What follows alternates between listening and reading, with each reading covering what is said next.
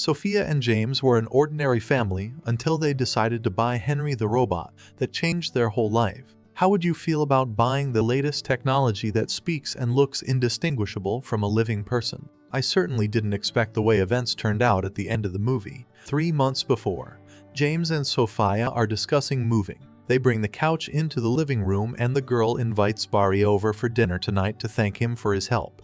As soon as Barry leaves, the fun part begins. But they are interrupted by a phone call.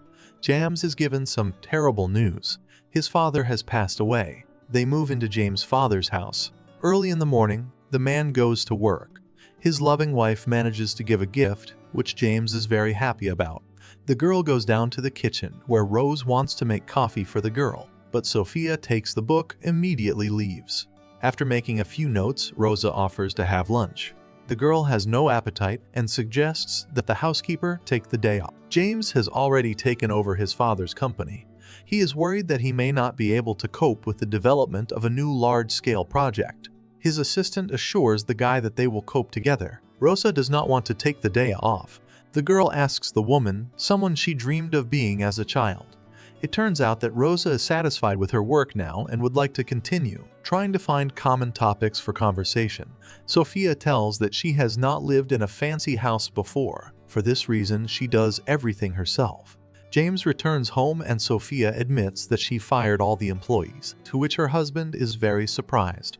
The girl paid everyone severance pay and let them go to their families, as they were not at their soma for a long time. Since now they have a lot of money, the spouses discuss how they will live further. Left alone in a large mansion without witnesses, they can do whatever they want. To begin with, to learn the depth of family life as rich people. In the morning, James tells his investors about the prospects of a new project, but not everyone shares his views.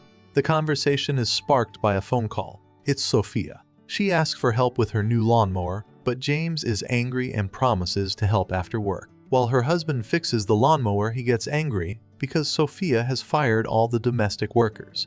Now he has to spend his time doing it. In the morning, the girl tells him that she can't get used to the new house, but still doesn't want to bring the servants back. James convinces her to get used to it before it's too late. Tells his assistants that he has a hard time sending the new company alone, and since he's so interested, he's willing to do whatever it takes to make his father's business thrive.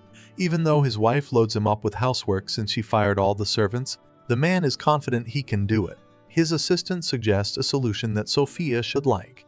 It turns out that James' father was approached by a very promising company with new technologies. They come in this morning to find out more. A scientist named Julian shows the spouses special biorobots that will fully satisfy the needs of their masters. They look like living people and listen to absolutely all orders. Sophia begins a dialogue with one of them, curious about the purpose of their existence. James talks about the prospects, but Sophia is hesitant again. They decide to take a man named Henry. The owner demonstrates obedience to the robot, who is willing to do whatever they wish. They are then told the instructions on how to use it. They need to remember that artificial intelligence develops and adapts gradually. Already at home, Henry makes breakfast, and they get to know each other better. Sophia is not happy again as she is embarrassed. James insists that she give tasks to the robot as there is plenty to do at home. Starting with the lawn, the girl finds a note in the kitchen that Henry wrote and smiles. After showering, the girl did not expect to meet Henry in the bedroom, who was looking at her without clothes. The girl immediately told James about it. Her husband did not pay attention to it and said that after work they would talk about it. James talks to his assistant Roland, who gives the bad news to the new owner that the company is suffering heavy losses. At night, after work, James wants to play with Henry. Sophia says it's a bad idea to wake Henry up, since the robot is charging. James offers her to replace Henry, but Sophia refuses and the man will be the robot. Before starting the game, Henry specifies what level to play at and James chose amateur. After talking a bit about man's fatigue, they began to play. James started to lose and accidentally shouted out the name of God. The robot started to wonder why the man did that, and James asked the job if he believed in God, and Henry said he didn't. He believes in his creator, which is why he is sure of tomorrow. The morning the girl inquired about the night game, and the spouse was delighted as Henry completely understood. After saying goodbye, the man left for work. Later, Sophia and the robot are restoring the couch. They start talking about dreams, and the girl recognizes that Henry doesn't dream. At dinner, James says he has invited guests for the weekend, friends of his father. His wife is not happy about this as the house is not ready. When the man went to work, Sophia and Henry did chores. Sophia gave the robot a book to read gradually. When James returned from work, he and Henry started restoring an old car. The man asked Sophia to buy one part on the way to town, continuing to communicate with the robot. The man realizes that Henry is a quick learner and can already draw conclusions about what's going on around him. Turns out Henry is a great psychologist and James loves it.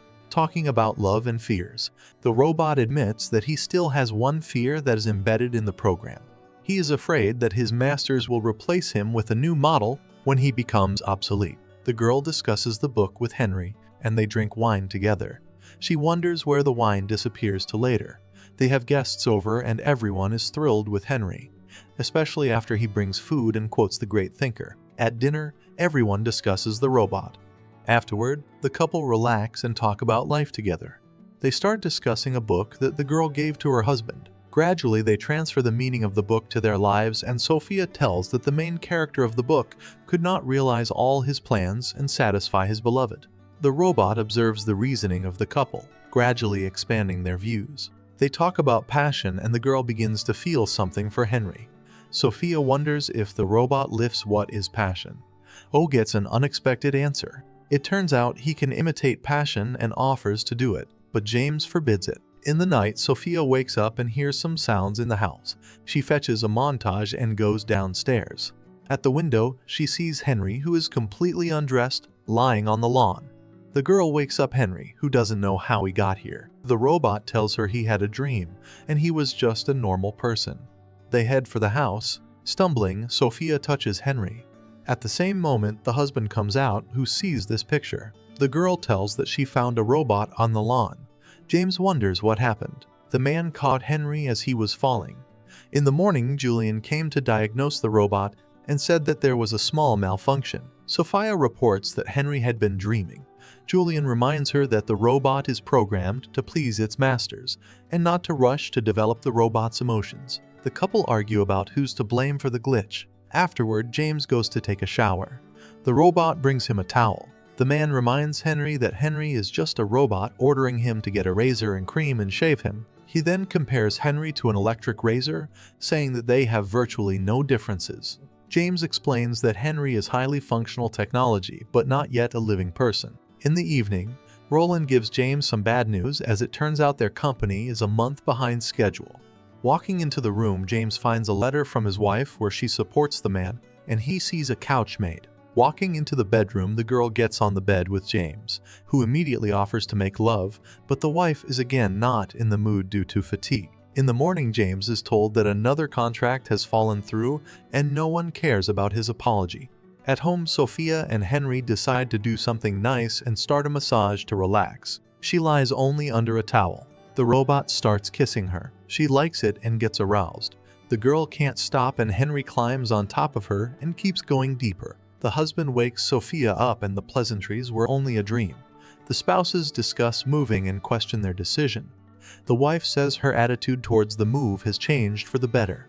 Lying in bed, they plan for the future, and the girl quotes Henry. James leaves for work. The girl lay on the bed and continued to fantasize the dream with Henry. She imagined what continuation could have happened in the dream.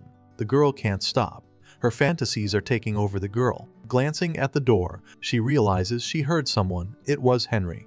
Sophia is pleased that he was watching, and the girl asks him to make breakfast for her. Sitting by the pool and laughing, the husband watches, then goes to Julian and tells him that Henry could ruin his marriage by flirting with his wife.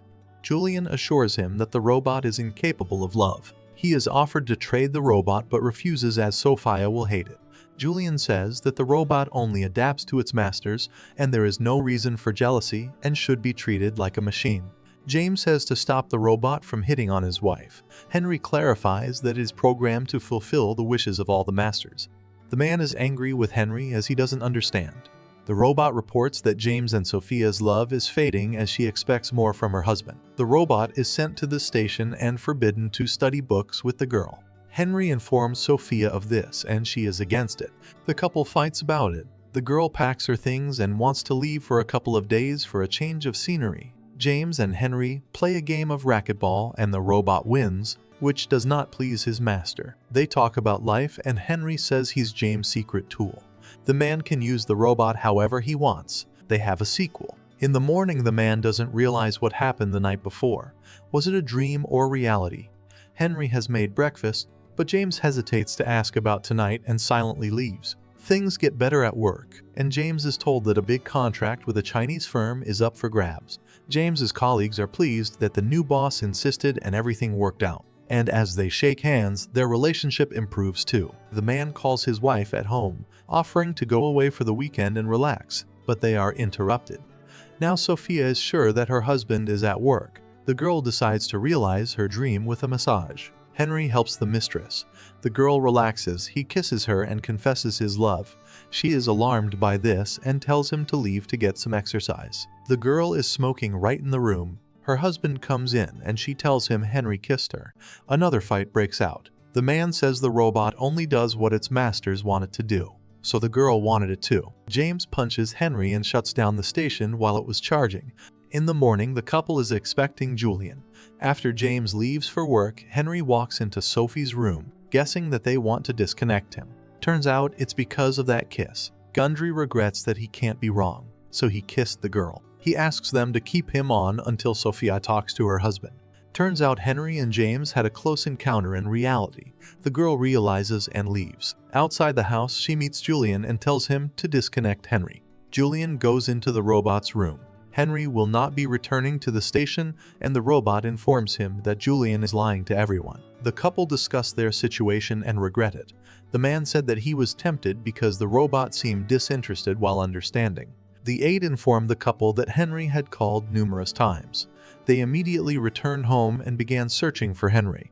When they see the robot standing in the woods, they run to him.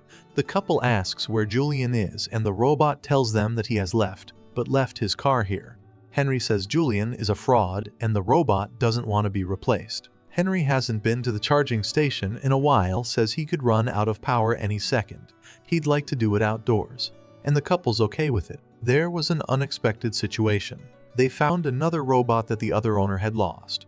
As it turns out, Julian is a fraud because all his robots are real people. The police immediately started looking for Julian. When they arrived at the couple's home, they all went into the woods together. Suddenly, someone shoots and eliminates the police. It was Julian. He told the story of how things really were. Henry was perfect and real. When the scientists found him, the kid was 3 years old. He was covered in bruises. Julian decided to save him and raise him. Before being shot, Henry attacks his maker and disarms him. Afterwards, he goes off on his own and uses the knife as he wanted to feel truly alive. The couple regret what happened but have no idea how to help. 5 years later, the family rests in the park and calls their son named Henry.